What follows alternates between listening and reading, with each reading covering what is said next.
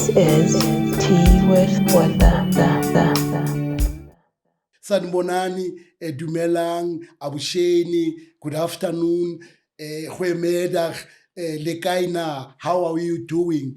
I hope all of you are well as we continue Tea with Botha, this different, difficult, unconventional conversations. And today we have one of those.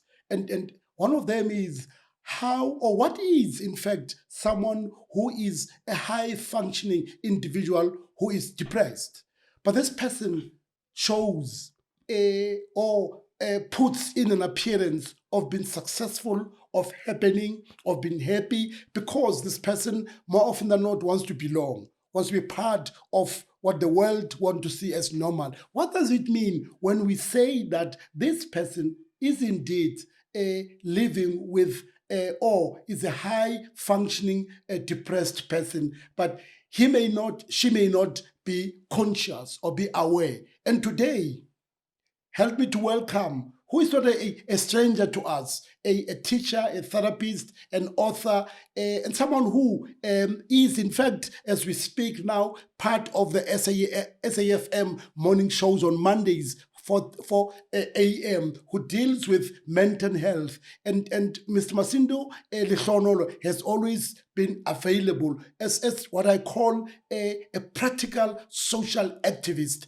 to help us unpack, to help us look at these questions that are not ordinarily easy, are not your in the mainstream. So as I said, please let's welcome Lehlohonolo and say, Lehlohonolo, thank you so much for always being available to talk to us about a subject that ordinarily is not spoken about. That this individual is a high flying, in fact, instead of high flying, it's high functioning individual who lives or is actually depressed. And one of the things that for those that may not know you, is share with us for a few minutes as to, and then make maybe the connection as to who is Lehlohonolo, what had happened in your journey for you to be a marriage therapist, for you to be an educationist, what had led your path into the work that you do. Wow, thank you very much for having me once again. Yeah. Lehlohonolo Mazindo is my name. I'm not here because I've figured everything all out. I'm here because I've decided to heal, to grow, and to thrive, and to help people do the same. My journey started when I'm actually an electrical engineering dropout. Interesting. I didn't know this. Yeah, I'm an electrical engineering dropout. I don't say that in my profile, but it's true. And that's where my journey started. I dropped out because of the journey. The journey towards being an electrical engineer had to end because of the journey to become a therapist. One day we were in a workshop, electrical, for I think it was electrical trade theory, but we are going to do the practicals, learning how to fix appliances. And then I decided to stand at the corner and observe everybody fixing appliances. But while I was standing and observing, because I've always loved observing people and trying to imagine what's going on in the minds of people, what makes people walk with their 2 feet. I asked myself all sorts of questions about people. And while I was sitting there, a very, very strong question flashed in my mind. And the question was, all these appliances have people who fix them when they are broken. But who fixes these people when they are broken? It was a question that disrupted me. And I'm like, okay, if there's anyone who's going to fix people who are broken, maybe that will have to be me. I didn't even know about psychology back then. And then I had to go to the library to ask the librarians, what do I have to study to be able to fix people when they are broken? They say, you can be a medical practitioner. I'm like, what else? And they would say, okay, you can also be a psychologist. We are told that they do more or less the same thing. And then they gave me that thick book called My Career. There used to be a book. I'm not sure if that book is still there in the library. It's called My Career. And then they took me where it says psychologist, and they said you can study to become a psychologist. I was like, okay, maybe this is what I need to be doing to be able to fix people when they're broken. But that's what got me started in the profession. But while in the profession and living my life, I actually realized that, you know what, people are not broken. They are just fixated on using coping strategies that no longer work. They are fixated in using outdated adaptive responses, like the responses and the coping strategies they used when they were children, and they worked very well when they were children, but they are still using those strategies and they are no longer working for them. And I said, okay, people are actually not broken, they're just misaligned.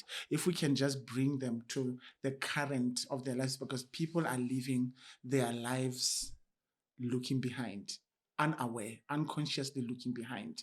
Every person has a broken, has a wounded child that is trying to live their lives through the body of an adult. So my work is actually to help people heal by challenging the coping strategies that are now maladaptive. They used to work, but they're no longer working, and and help them find coping strategies that work. Like, for example, you can have ADHD, maybe if you are a child, a toddler, and your father is always beating your mother, and the life is unbearable. But where do you run to when you are a toddler? You don't have anywhere to run. The only way to survive is to tune out psychologically from what's happening so that you don't feel all the pain. That tuning out, that's you not paying attention to what's happening. And then you start maybe experiencing attention deficit. You survive things by tuning out of them.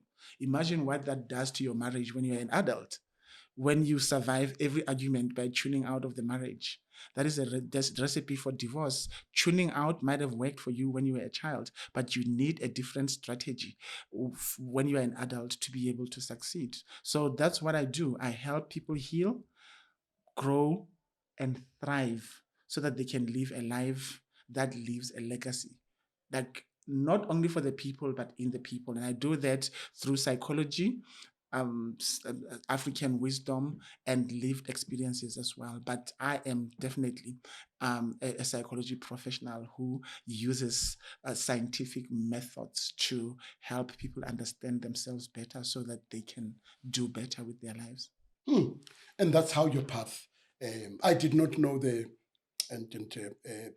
you are an aspirant engineer. What is depression?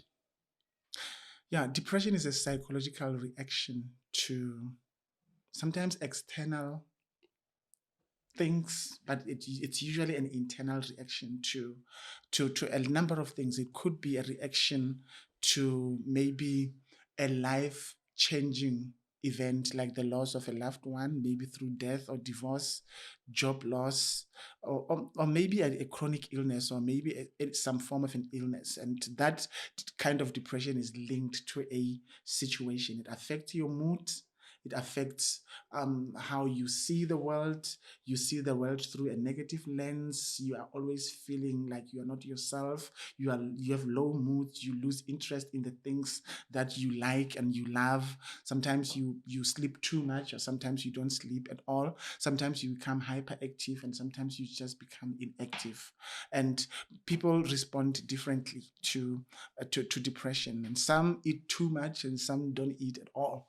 Some sleep too much, and some don't sleep at all. And sometimes it goes with anxiety. And when you have insomnia and you can't sleep, you find that your body is restless, and you it's like you can run away, you can wake up. You are on hyper alert because something in your mind is happening that you just don't understand. So depression can also be a psychological disorder according to the Diagnostic and Statistical Manual for Psychological Disorders. We call it DSM-5 now, that is used by clinical psychologists and psychiatrists to diagnose psychological disorder. So it's a diagnosable mental illness or psychological disorder. So, but the diagnosable one, like major depressive disorder, persistent depressive disorder, and people diagnose themselves with depression. Sometimes we do feel depressed every now and then, but it doesn't mean you have depression. It's just an emotional or psychological reaction to what is happening in your life at the time. But once it becomes persistent and it starts affecting your daily functioning, and you start behaving not normally, that's why we call it abnormal behavior. Your behavior is not normal. You don't like the things that you used to like. Sometimes people think depression is you are always crying. We can't see depression when you are always aggressive and irritable, because it's another side of depression. People who are depressed sometimes, okay, they fall into the state of depression and they become hopeless, they cry. Then they are always in the low moods, but sometimes they like, I want to be more in control, and they switch to aggression, to they start becoming irritable. Like, this person is actually a person who is quiet, but now they are angry at everything. And some of those people are the ones who show people middle fingers on the roads when people are driving. You see that this person is irritable, this person is angry, and you find that if you dig deep into the root of the anger, the person has maybe depression. And usually depression goes undiagnosed because people don't go to seek help. Seeking help has been stigmatized. Like, mental illness is the word that we should maybe try to avoid using. That's why I use the word psychological disorder, because when you say mental illness, and then that mental illness has to be depression. So it means for you to admit, for you to admit you have depression, you are admitting that you have a mental illness. It means you are crazy. So we have stigmatized depression, and as a result, people don't want to admit that they have it. Even in religious settings, I've read posts about people, and I've heard people saying depression simply means you don't trust God, or you are not a believer, you don't believe in God. We don't understand that it can be a chemical imbalance where the brain is not secreting enough serotonin, for example, to help you regulate your emotions, or enough dopamine to make you feel that you can enjoy your activities. Depression can make you eat ice cream and it feels like you are eating paper. You're not even enjoying the ice cream. You are not present in the moment. You lose concentration a lot, and it can affect sexual performance. But the dilemma is that depression affects sexual performance and antidepressants affect sexual performance. It's quite a complicated condition. And um, unfortunately, depression is actually the leading cause of suicide, because one of the consequences of depression, the common consequences of depression, if you look at most of the people who committed suicide, you find that they were battling with depression, whether they know it or they don't. And in terms of gender, you find that more women get diagnosed, even though more men die by suicide. It's because women go to therapists to get diagnosis. Men don't go. So whether you are diagnosed or not, depression is depression. It's diagnosed depression, undiagnosed depression, and people are walking around with undiagnosed depression. That's why they are into alcohol, substance abuse. You can't sleep before you drink alcohol, or before you inject drugs into your body, or before you use marijuana or things like that. And others are extremely violent. They become abusive. They create violent families, only to find that if you check deeply into the life of this person, they are actually living with depression. Is there a difference when Lehlohonolo being high functioning and being depressed? The point I make is that, is there and here's the question: would someone who is depressed be high functioning? Yeah, it does happen, even though it's not a clinical terminology, but we do have high functioning depression. It's always linked to a clinical condition called persistent depressive disorder, which is it can last for up to 2 years. It's a chronic depression, but the symptoms are not as severe as major depressive disorder, for example. So, but because the symptoms are not as severe, people find themselves being able to still function even when they are depressed. And I did mention that depression affects your functioning. You find that you become unproductive because of depression, because you can't concentrate in meetings. You can't stay in a task until you finish it. Your mind is thinking its own thoughts, and you can't control your thinking unless if you go for to a psychiatrist and they prescribe antidepressants that work for you, and then you can start living normal healthy life. And but how many people go? But would I be depressed and be high functioning? It happens. That's why I say How it's is that called possible? it's when you keep winning in public and then you go back weeping in private. You do everything. You function highly. You do you become a very productive person. You are always smiling. You appear to be successful, but you know that inside you are broken and you are dying. And this kind of depression goes undetected because people around you cannot pick up that something is wrong with you. They see you as successful. Yeah, they see you as a successful person. Never a dull moment with that person. So as a therapist, I've noticed people, sometimes I would have conversations with people close to me that, you see, this person is always smiling and always working and always productive. But to me, it seems like this person is going through depression and that this person's life is in danger. I wish people who are close to this person can maybe pick it up and give this person necessary support. Are there internal signs that go unnoticed? Yeah, those people tend to overcompensate and they tend to overperform. They work more than they should. Like you see, but yeah, this person is, they are productive and they are bringing in more. They are always exceeding the targets at work and they are always smiling, cracking jokes. But every time they close the door, they feel like they are carrying the weight of the world and they now fall into a deep state of depression. Those are people who are depressed behind closed doors. But they appear like they are functioning, but we need to understand that functioning does not always equate flourishing. They are functioning, but they are not flourishing because they are languishing internally. They know that something is not right. They keep on creating success, but they can't enjoy the success. Those are the kinds of people who can buy a bed, but they can't fall asleep in the bed they bought. They can fill up the fridge with groceries, but they don't have the appetite to eat. They don't have sleep to enjoy their beds. They don't have appetite to enjoy their foods. And when they are alone, they are actually broken and they know that they are broken. Sometimes it affects marriages in a sense that maybe a husband is the one experiencing high functioning depression. When they are out there, they are the loudest and the most energetic person. Like people experience the best of them. But when they go home, they give what's left of them. But the question is, what's left of them? Nothing.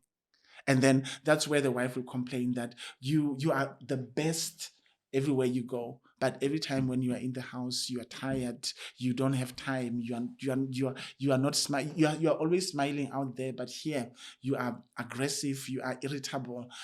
You don't love me. And the wife, the spouse can complain that you don't love me as much as you love the people out there. But if those people can explain what they are going through, they would be like, oh my goodness, even though I look like I'm succeeding, I'm actually failing. Are there certain personal traits that would, in fact, like I desire to be a perfectionist. I desire whatever I do, I want to be a perfectionist, or I want to please people. Are these things that would contribute to me being that there are some hidden that I'm dealing with some demons. I'm dealing with struggles that are hidden. But the world must see me that everybody. You spoke about. Who that I'm pleasing. People pleasing. I'm a perfectionist. Would you say that they contribute to someone who has? There is a hidden condition that I may not be able to articulate, to talk about? Yeah, I mean, perfectionism is it's one of the things that are the symptoms that are very common in high functioning depression. People pleasing, and they're always trying to live up to expectations about yourself. For example, you are a medical practitioner, and then medical practitioners are expected to be successful. Medical practitioners are expected to be healthy. Medical practitioners are expected to show up all the time. And then sometimes you feel like, you know what, I can't do this anymore. But I've got to show up because people expect that out of me. And one of the things that can lead to high functioning depression is it's religion, because now we are told rejoice in the Lord and always be rejoicing. And if you're not rejoicing, there's a demon that is actually the demon of depression that is afflicting you. And you can feel that, you know what, I can't go on, I can't carry on, but I can't afford to disappoint my religious community, my church members, especially if you are a spiritual leader and you are a pastor, because they are expecting you to have it all figured out, always be happy. And then you're like, but I'm building people up, but I'm breaking down myself. I mean, there's just so much that I cannot understand. I cannot comprehend. I wish I had the counselor like myself. Even therapists go through high functioning depression, because especially if you are in private practice like myself, if you are depressed, you are working for government, for example, the psychiatrist can give you maybe a 4 months, 6 months in temporary incapacity leave. But you can get temporary incapacity leave when you're in private practice, but who's going to pay you? Because you are only getting paid when you see clients. So you have to keep on functioning even though you are breaking down. But okay, it's not a problem if we show people that we are happy, we are functioning, we are fine. But when we hide those things from ourselves and they prevent us from seeking the necessary help that we need, that's where it becomes problematic. Is it difficult for a high functioning depressed person to admit that I can't cope, I'm struggling, I'm not okay? Yeah, they know that they know that they are not okay, but they think they are not allowed to be okay. They are not supposed to. So there's some not be pressures. okay. Yeah, it's usually because of the pressure that I'm not okay, but not being okay is a weakness. Not being okay is frowned upon. Not being okay is something that shouldn't happen. So they need to know that it's actually okay not to be okay, and it's to go and seek help and make sure that you get any form of intervention so that you can function better for longer. Because we are now, it hurts to know that this person is always smiling, never a dull moment with them, an achiever, driving beautiful cars, showing up all the time. The next thing, the person hanged themselves, they killed them, they committed suicide. But what was wrong? What happened? And that sort of creates confusion to people who are remaining, because when you are always smiling and never frowning, people admire you. But they are not aware that you are not an integrated person, because every normal person smiles and frowns at some point. But if you're always happy and never sad, always performing, always energetic and never out of energy, you find that now you survive on energy drinks just to keep yourself going. Medical practitioners prescribed drugs for themselves, maybe to keep themselves awake or maybe for them to fall asleep.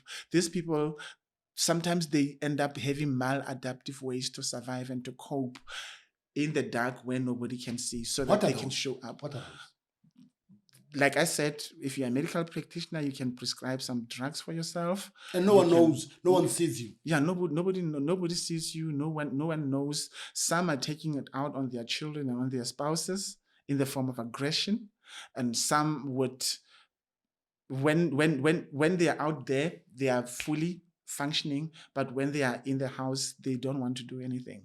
They don't want to wash the dishes, they don't want to cook, they don't want to do their beds. You find that outside everything is going all right, but my bed is not done. And things that concern me personally, I don't do them. I live more for people than myself.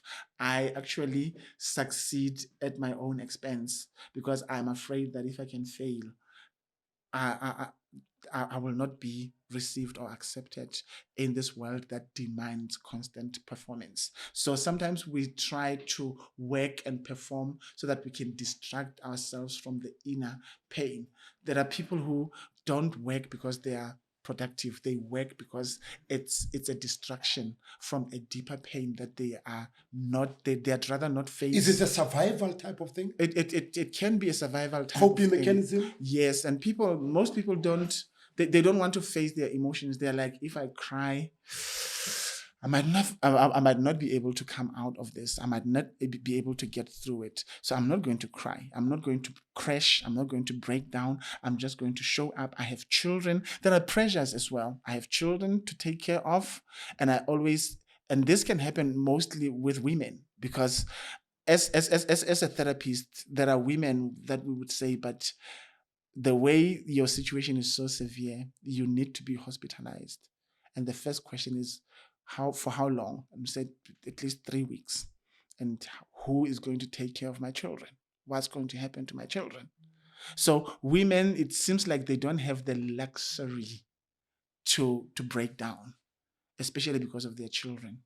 Because fathers are not as involved in their children's lives as women. Because as a husband, okay, if I get hospitalized, I know that my wife will take care of the children, bath them, and come and visit me, and life goes on. But a wife or a mother would say, okay, if I'm the one who's hospitalized, everybody else is going to suffer. So I can't afford to be hospitalized. Let me continue to function.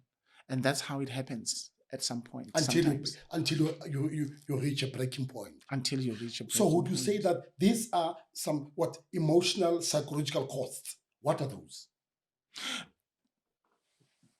Obviously, the culture of suppression, where we are taught to suppress our emotions and not experience. Put it together.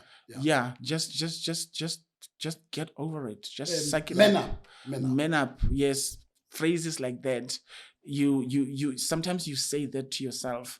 Don't do away with stop it with the pity party. And so words like that, they actually force you to pretend to be strong even though you're not, because you know that people are going to say things like that to you. And then eventually you have to suppress your emotions. You have to, because sometimes these people, they end up not being able to experience any form of emotion. They experience emotional numbness. They become numb emotionally. And that is a survival mechanism to say, for me to be able to continue to function, there's a need for me not to feel any emotion. So they can't feel pain, but they can't feel pleasure. They can't feel sorrow, but they can't feel joy. But now they are absent in their presence, and that causes them to. It requires more energy to show up, to smile, to perform, because you are performing from a mind that cannot concentrate, from emotions that cannot feel, from like you feel like a dead person alive, but you have to keep on functioning. You said there were these professional pressures. You're a medical doctor. You are this teacher. You must show up. You must be present. But there are also the cultural aspects. You and I spoke about earlier. I mean, the cultural aspect where you'd say that umunna muna tiya man, qina man, uyindoda man. Yes, musa man, man up. Yeah. These cultural things. You spoke at length about the professional pressures. Talk to us about this cultural. I don't want to be seen as if kiahlanya. I guess musni mani. I guess ni musmani. Da order mut hanan like mut verk. I don't want to be seen as a weakling. I must make sure that I continue to perform. So talk to us about what are those cultural pressures? Mainly gender roles. Men being expected to be strong all the time. And you feel like you're not man enough if you're not strong. So you have to act strong even though you're not, so that you can look strong even though you are feeling weak. You look alive even though you feel like you're dying. And then the other one is, if you are a woman, your house always has to be clean. Your husband's clothes must always be ironed. Women have their own pressures as well. If the husband looks good, they praise the husband. If the husband does not look very good, they blame the wife. So you have that pressure to say, as a woman, your space must be clean. Your husband must be clean if you are married. Your children must be well kept, because if all goes wrong, you get blamed for it. And because of that, you just have to make sure that you keep things going. You keep the house clean, even though you feel, you know what, I'd rather be dead. I'd rather sleep and never wake up. So that is how culture can influence high functioning depression, because it forces you to live up to the cultural expectations, even though deep down you had rather sleep and never wake up. That I don't want to go to work. You can feel that it's the way you spoke about that there's this burden, but you know that I must provide. I must be able to make sure that there's food on the table, and the woman must make sure that the home runs.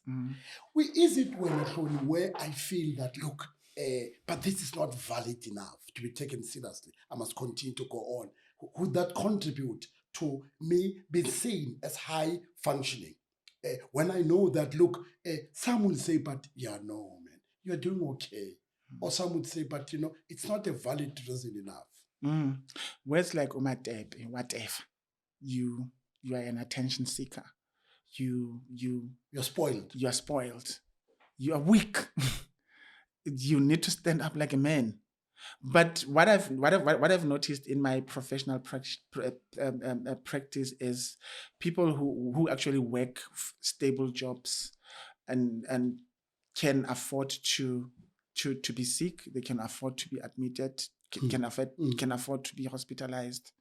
But if you are a medical practitioner in private practice, you only get money when you work.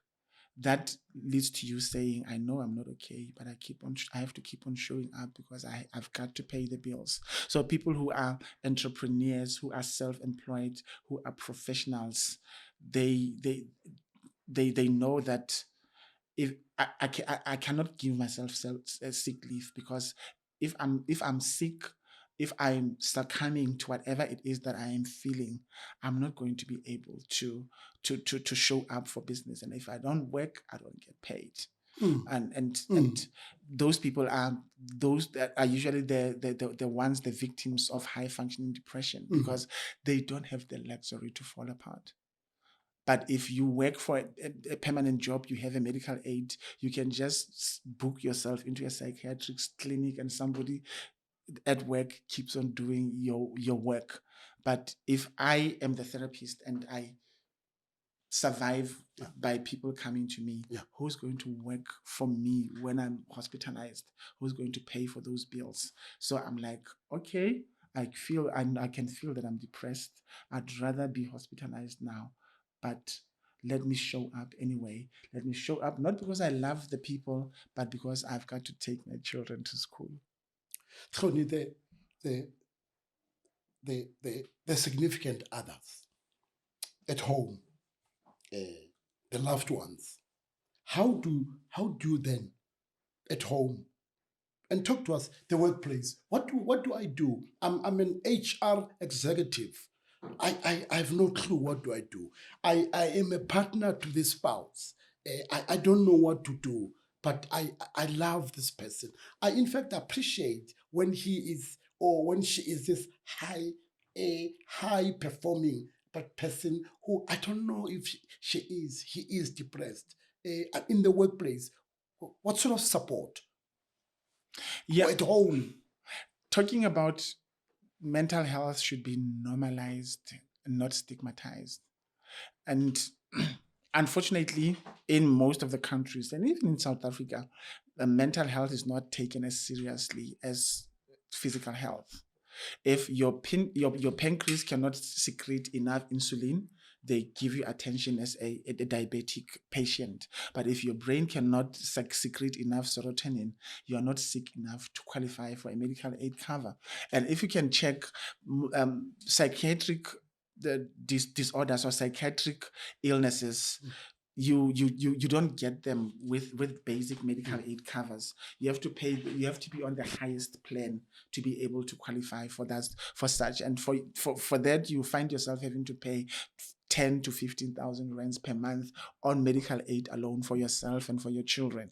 And only then can you maybe get access to mental health services. You might as well do that on your own for cash. So mental health is not taken as seriously as physical health, because if you are sick, you are bedridden, everybody understands. But if your mind cannot function because psychologically you are depressed, or you have maybe bipolar, or there's something, you have severe depression, people would say, no, you can still stand up, you can still work, you can still walk. There are no physical scars for that prove to us that you are They are not able to visible. function.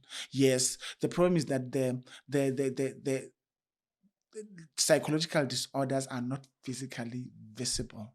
And people will be like, what's These the are point? invisible burdens. Yeah, invisible burdens. And if you are not sick physically, you are not sick. So how do you explain to people that you cannot go on? There's no blue eye here. We don't. Yeah, there's no blue definitely, eye here. But definitely. like you said, we know that he's not diabetic. This person. And tell me, that's the stigma you're talking about. Yeah, That's the stigma you're talking about. And the stigma is that if I'm able to say I can't cope, I am at my wit's end. If I say all of these things, is that I'm going to be stigmatized. Yeah.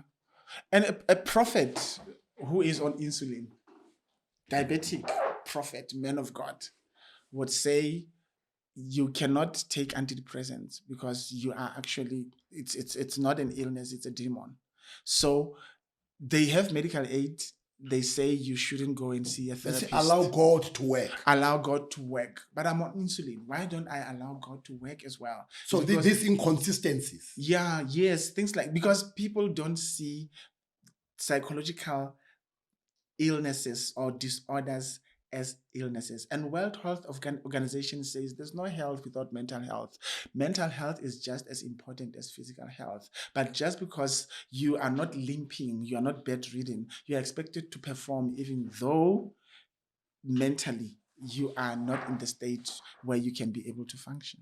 Is South Africa better? Are we doing better? I mean, what's our response to, mental health? Are we having it together? What would you say if you are in your work and say, but look, you know what? In fact, as a country, we're doing well or we're not doing well insofar as mental health is, or we're just pathetic. Yeah, I usually listen to dialogues about mental health, and there's still a lot of education that is supposed to be done.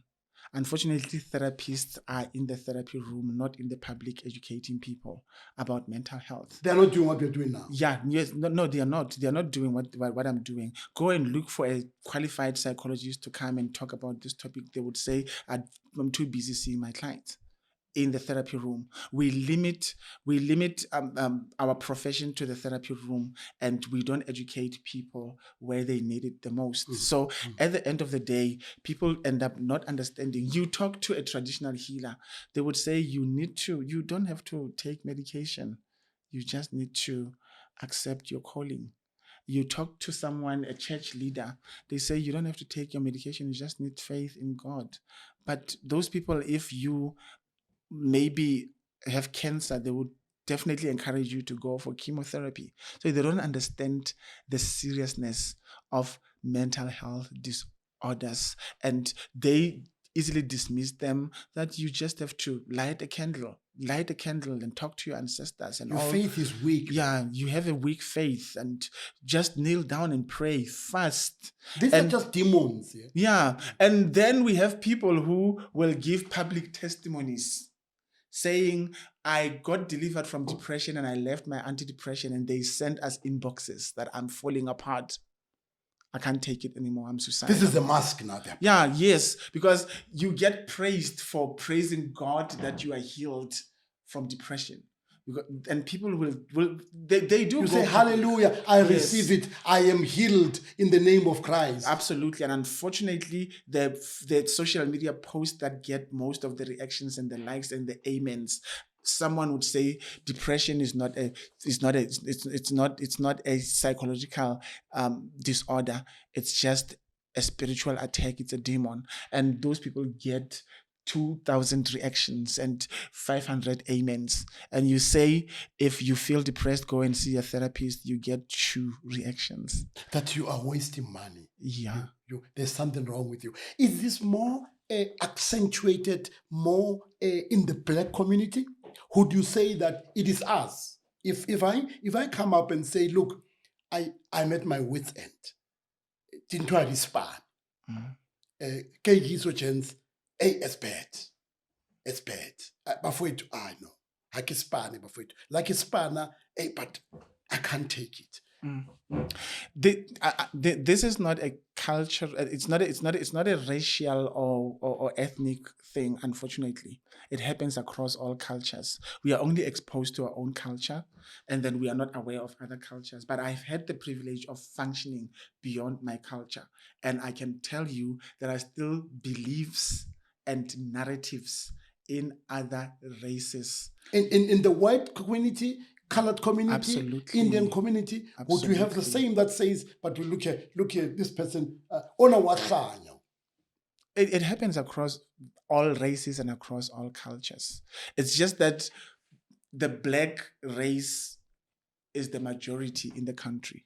So if you look at this thing from a limited view or perspective, you might think it's more prevalent in the Black society. No, the Black people are the majority in the country, and they are the ones who make more noise. But if you listen to other people from other cultures, you will find them speaking the same language, that you are not going to say you are depressed here.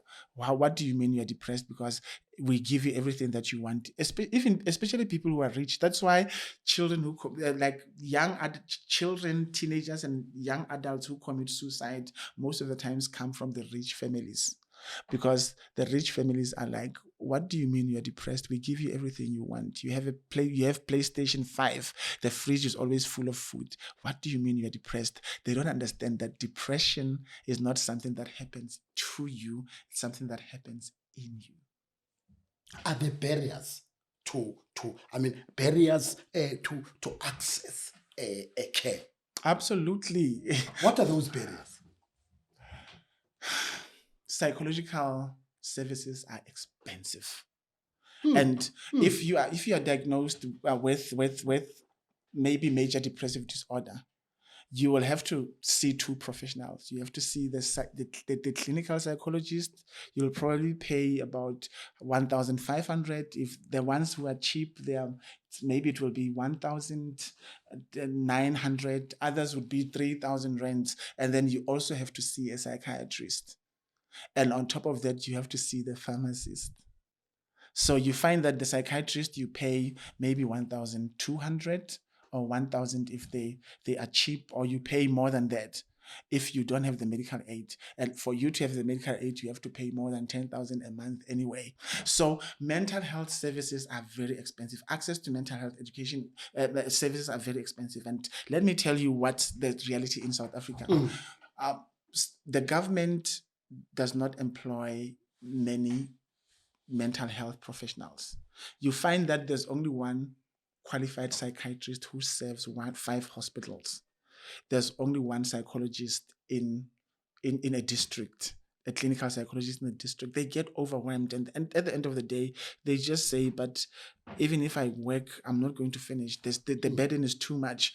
Go and look for a job, for job advertisement in government for clinical psychologists, counseling psychologists, and psychiatrists.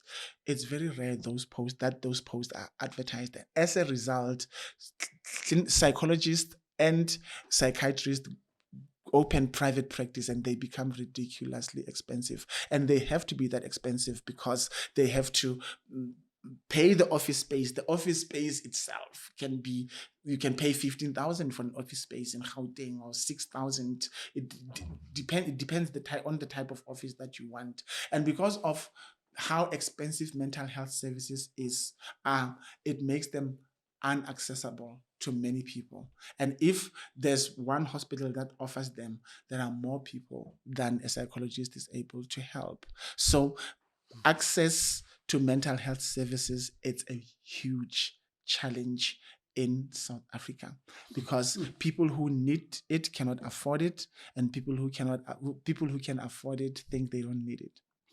So it's a double-edged sword. Yeah. And Tony, tell me,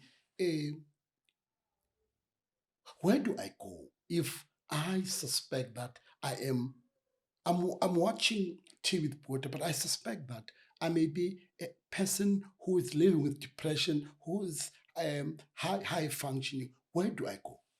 Yeah, if you suspect that you are high functioning, let me start with where not to go. Where not to go? Interesting. Don't go to the internet and Google the symptoms so that you can self-diagnose. Number 2, don't go to ChatGPT and say, am I depressed?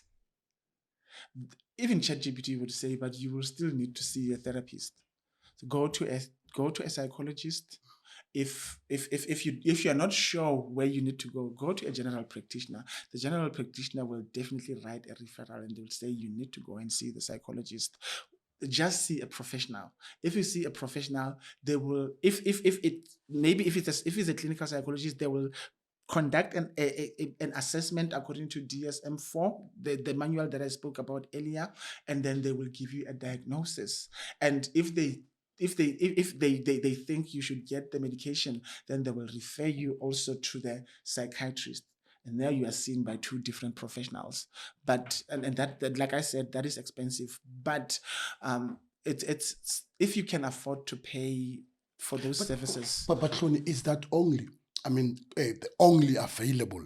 I mean, if I want to go to, I mean, is that only therapy? But look, I strongly believe that, that Sangoma can help me. Wamana mewano mu profita, she can really help me. You know what? I believe strongly that there's that church. If I drink that holy water,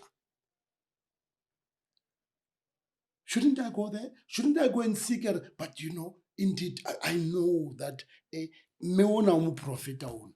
I know that this Sangoma, Ndate Kebile, what? He's known Ndate Kebile that, look, when he gives you this portion, you come out alive. You're going to be bright. You're successful. You're going to work hard. And we know that if you go to Mufulo, it's a place in Mufulo South, where I know that hankaya kokoma melodi kai honale nona ke mo rapelle metsia high utom paswash. But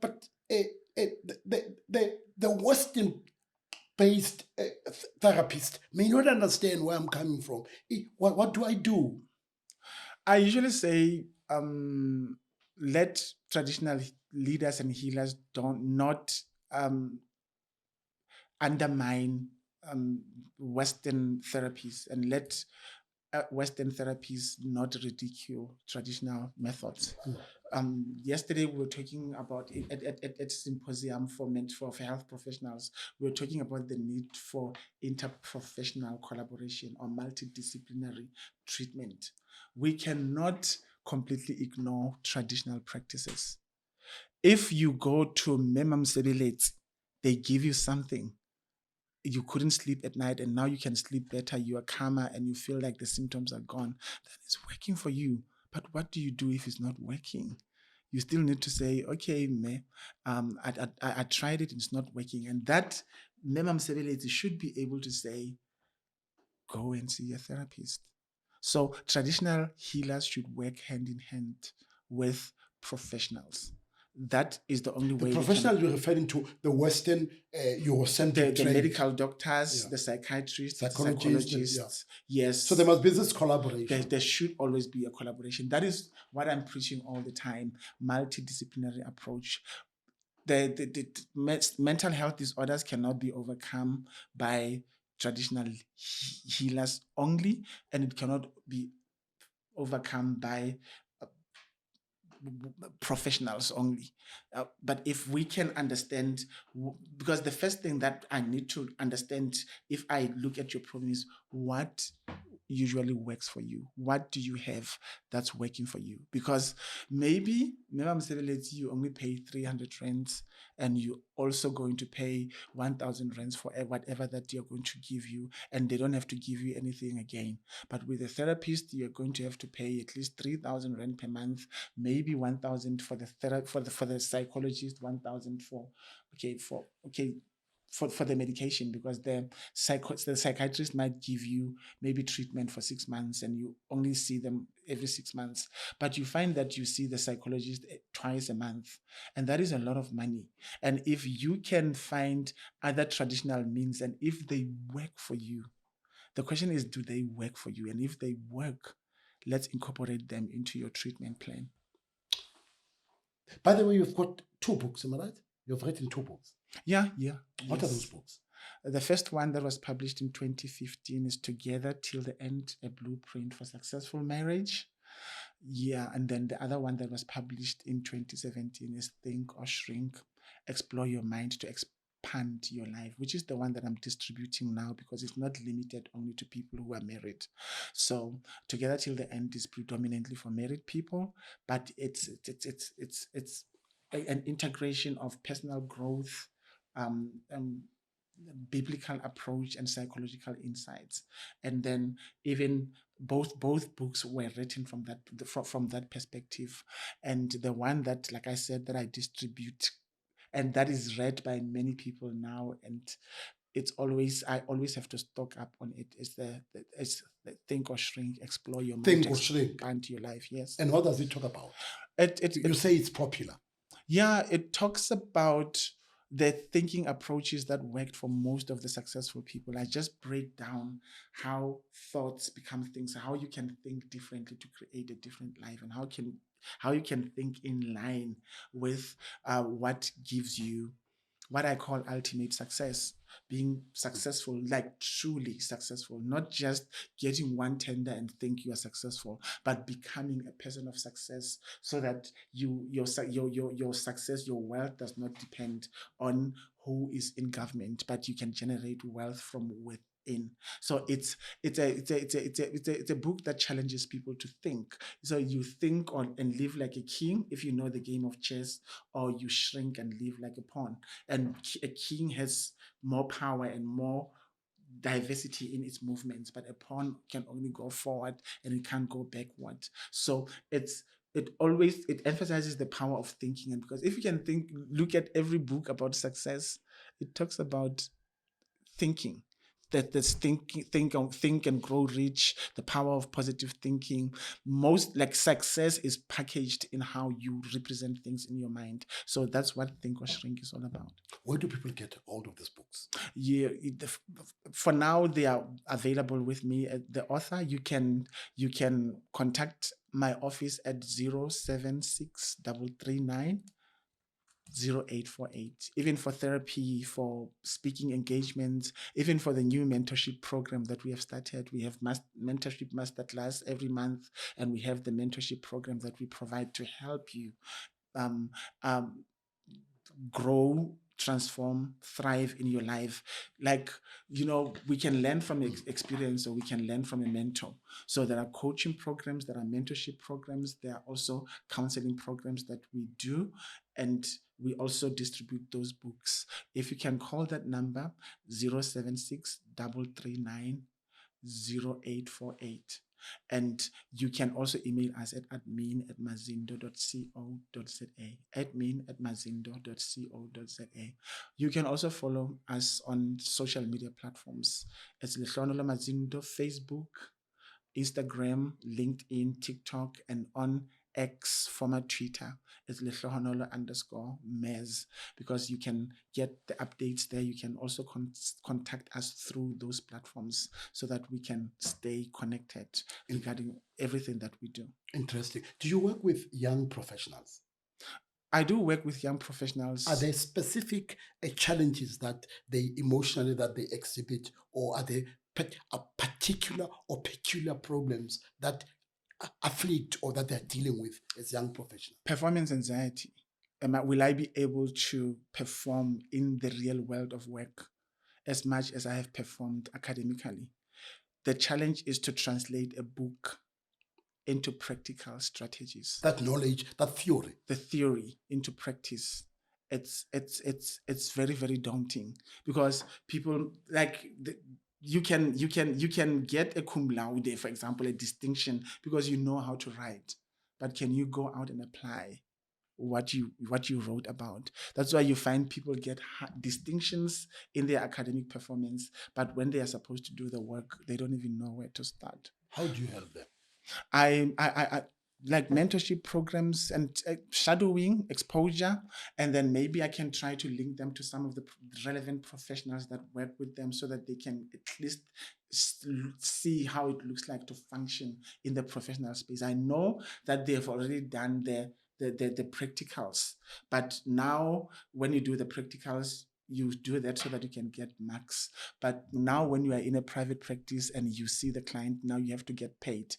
People are like, people paid me. Will I be able to give to them sufficiently value for their money? So we help you create that professional confidence and to be able to understand how do you translate theory into practice, both in your, maybe in your talks, in your presentations, and in your actual practice. So we do provide those mentorship programs that are tailored for an individual. And then we just talk to you. What are your goals? What do you have? What profession are you in? What does your best possible self look like? What does your life look like when you have achieved all your goals? And we help you step by step to actually develop plans, tools, and strategies to achieve success at any profession that you are part of. SAFM, your show, your slot, it's always on Mondays? Yeah, it's not necessarily always on Mondays, but regularly on Mondays. Sometimes it's any other day, but Mondays at 4:30 in the morning. The program is called The Dynasty. And that's where I would contribute there about psychology and spirituality, focusing mainly on African wisdom and psychology, how we can combine them together to overcome all the mental health challenges that we're experiencing. But it's not the only show where I'm a regular. Motsweding you spoke about? Yes, it's Motsweding FM every Tuesday and Friday. That one is in the midnight. It's at 1:10 a.m. until around 2:10 a.m.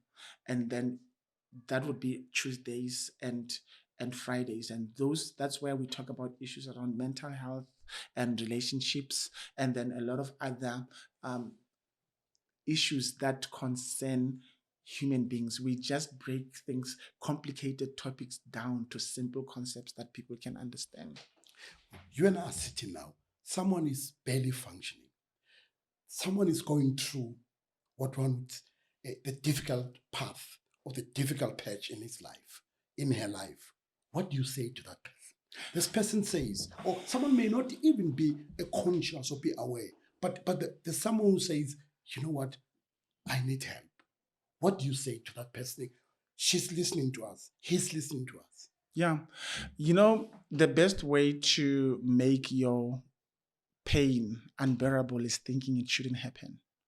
You need to be able to understand that life is a mixture of pain and pleasure. And you need to be able to embrace both. Understand that even if things are bad, they will not always be bad, but they will need you to be able to maybe reach out for help if you need to. Talk to someone that you love. Make sure that you have support. Do things that promote positive emotions, but not negative consequences. What do I mean by that? You might find that having unprotected sex with multiple partners can create positive emotions, but they create positive consequences. Now you are with an STI that will generate negative emotions. Build healthy relationships. Do things that give your life meaning. The reason why I'm able to function in the difficulties of my life, I find a greater meaning in every experience. Like everything that I go through, what am I learning out of this? How is this positioning me to be able to live a life beyond me, to make a contribution to the society? And don't only focus on the dark side of life, the bad side of life, because what's wrong is always available. So is what is right. Sometimes don't ask yourself what's wrong. Just ask what's right and how can I take what's right and make right what's wrong. So focus on your strengths as well. Don't focus on your weakness. There's a reason why you have made it this far. But I've been through the worst and I've been through the same thing and I made it before. And ask yourself, how did I make it? And turn your past successes into success strategies going forward. And if everybody can understand that within you, you have the strength to overcome everything, because up to this far, you've been through a lot and you still overcome. Don't allow an event to be the end of your life. You probably are sitting there listening to us, watching us. As you like us, as you continue to subscribe. The conversation today, very unconventional, but also stimulating, insightful. It may be a difficult discussion that we're having today, but there's help out there. You could be dealing with what you may not understand. You could be dealing with what you understand, but not sure whether do I need help. There's help there. There's help out there. I hope that Lehlohonolo has been able to tease out what is ordinarily difficult topic. That most of us talk about depression in a very glib manner. We talk about depression more often than not without even understanding it's the deepest impact, the effect it has on all of us communities, what it has on our marriages, different relationships. Your son, your daughter may be going through episodes of high functioning depression. You may not be aware because you and I are not professionals, but there's professional help out there. So it's important to ask the question, would I just fold my arms and not go out there and seek help? Or do I continue with the facade? Do I continue with this mask? Do I continue to be a people-pleasing person? Do I continue to ensure that everybody is happy when they're around me, when in fact I'm dying inside, a slow death? Mental health is not the end of your health or your life. Help is out there. I hope you have been able to pick up something that can help you, can be of assistance. And thank you. And don't forget that you can't allow an episode that may be seen or that you may look at as life ending. There's help out there. Look out for support system. They look out for the significant others in your life without them judging you, without them condemning you, without them vilifying you, but are waiting for you to say, we want to embrace, we want to journey with you, we want to walk with you as you face what may be a difficult phase in your life. Thank you for watching. Continue to subscribe and to like us.